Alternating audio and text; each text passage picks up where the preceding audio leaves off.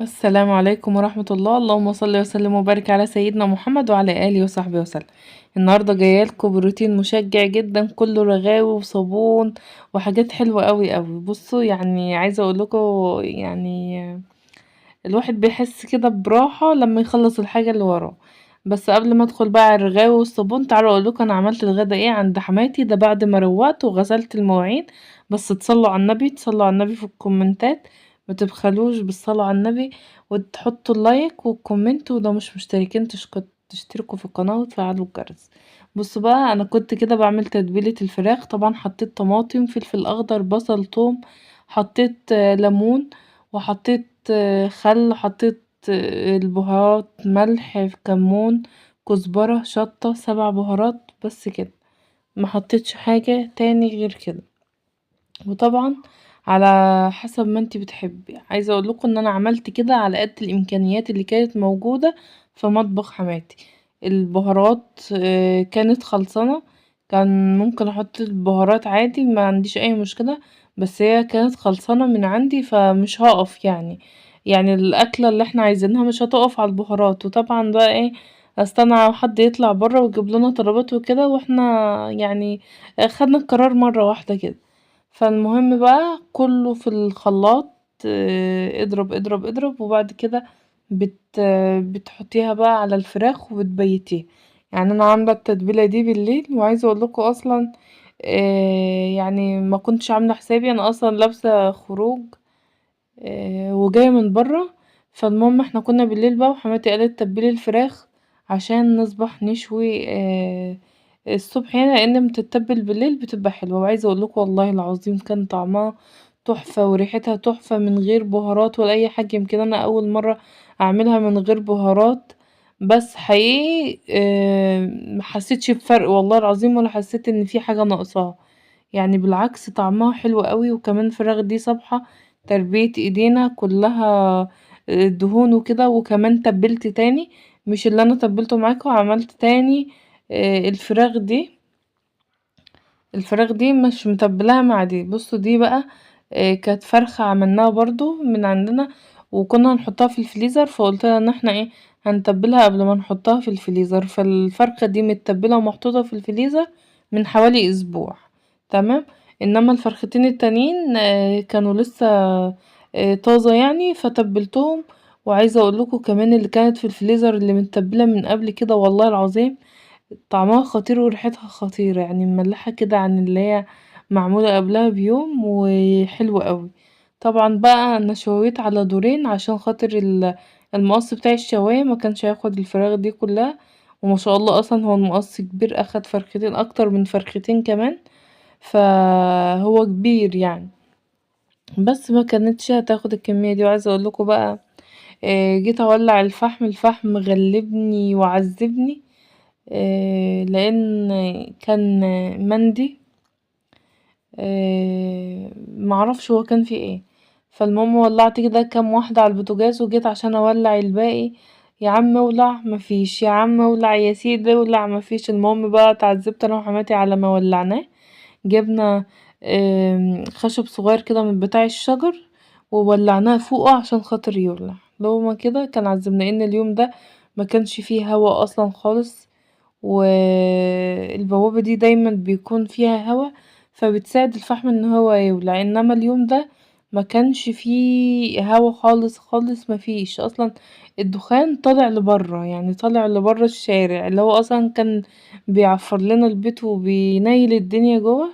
طبعا بقى انا قاعده ببري السلم عشان ما ندخلش البيت جوه ولا اي حاجه. فلقيت ضيفه كده جايه حوالينا، بنتي صوريها يا ماما، صوريها يا ماما، دي جايلنا يا ماما.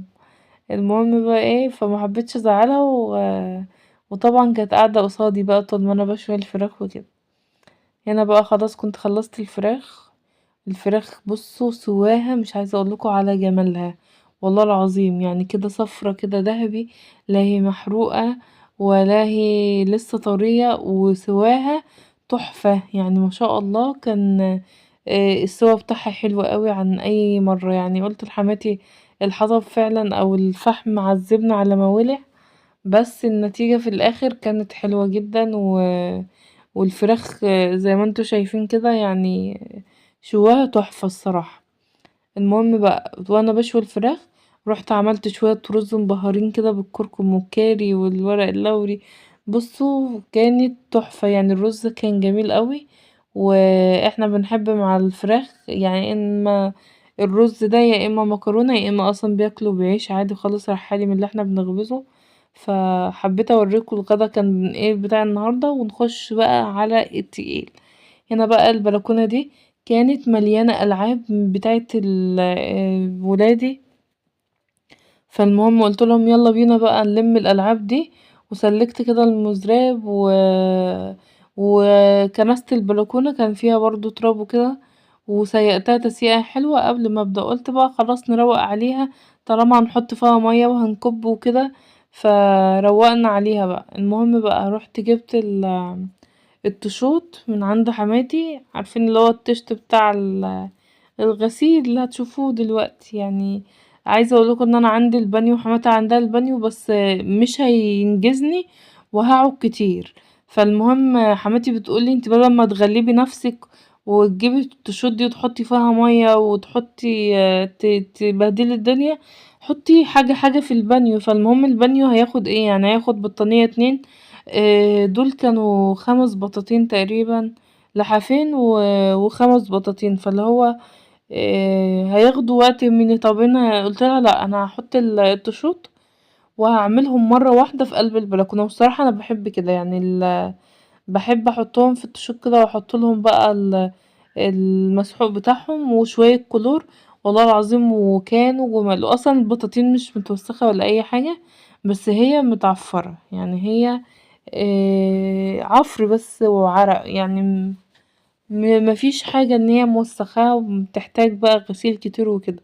بس انا هنا حطيت لهم اوكسي وحطيت لهم كلور. وبقى الرجالة بتاعتي قاموا بالواجب. الرجالة بتاعتي قاموا بالواجب هما فرحانين وهبل اصلا فاكرين نفسهم بيضحكوا بس هما نفعوني جدا جدا. لان يعني انا اليومين دول اصلا الدوخة يعني شغالة معايا بطريقة فظيعة. وكل ما اقف شوية الدنيا بتلف بيا يعني هو نقصي فيتامينات وكالسيوم وحاجات من دي في التحاليل. وان شاء الله الدنيا تتعدل واحدة واحدة بس بصراحة كنت مكسلة عليهم عشان كده لاني فعلا يعني مش قادرة شوية يعني. وعايزة اقولكوا بقى ان الفيديو ده متسرب والله متسرب. اللي هو والله العظيم لو صورتي انا ما هعملك حاجة. اللي هو بالله عليك تعالى شيلي البطاطين لاني تقيلة وزي ما قلتلك انا اصلا الدوخة مسكاني مش قادرة. فاللي هو هو جاب يعني كان يوم اجازة طب تعالى طلعهم لي على الكرسي. الكاميرا مفتوحة قلته لا الكاميرا مقفولة عيب عليك. بس الحمد لله ان هو اصلا ما بيفتحش الفيديوهات ومش فاضي. طبعا بقى خليت جوزي ربنا يديله الصحة ويبارك لنا في عمره شالهم لي كده حطهم لي على الكرسي.